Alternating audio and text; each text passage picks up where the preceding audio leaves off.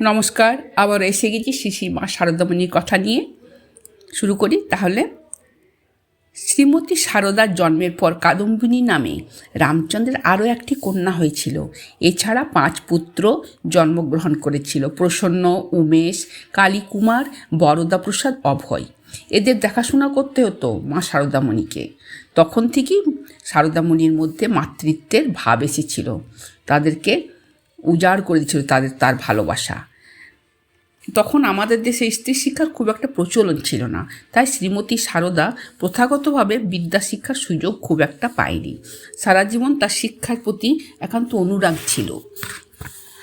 অপরূপা শ্রী শ্রী মাকে একবার জিজ্ঞেস করেছিলেন, মা, তোমাকে কখনো কখনো আমি রামায়ণ পড়তে দেখি, পড়া শিখলে কবে?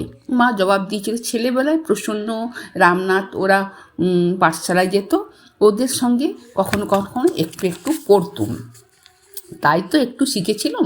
পরে কামারপুকুরে লক্ষ্মী আর আমি বর্ণ পরিচয় পড়তুম। ভাগ্নে এসে বাধা দিত, বলতো মেয়ে মানুষের লেখাপড়া নাকি ভালো না, তোমরা এবার কি নাটক নোবেল পড়বে, এই বলে সে বই লুকিয়ে দিত। আর আমার লক্ষ্মী, সে খুব জেদি ছিল, সে কিন্তু জোর করে রাখতো। আমি আবার লুকিয়ে লুকিয়ে কখনো একখানি বই আনা করাতুম। লক্ষ্মী গিয়ে পাঠশালায় পড়ে আসতো, সে এসে আবার আমাকে পড়াতো। ভালো করে শেখা হলো আমার দক্ষিণেশ্বরে। ঠাকুর তখন চিকিৎসার জন্য শ্যামপুকুরে।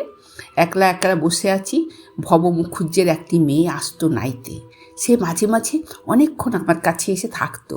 সে রোজ নাইবার সময় পড়া নিত ও দিত। আমি তাকে শাক পাতা বাগান থেকে যা আমার এখানে জন্মাতো তাই অনেক করে দিতাম। পরবর্তী অংশ আবার পরে পড়ব। ধন্যবাদ, ভালো থাকবেন। আমার ভিডিও ভালো লাগলে অবশ্যই লাইক কমেন্ট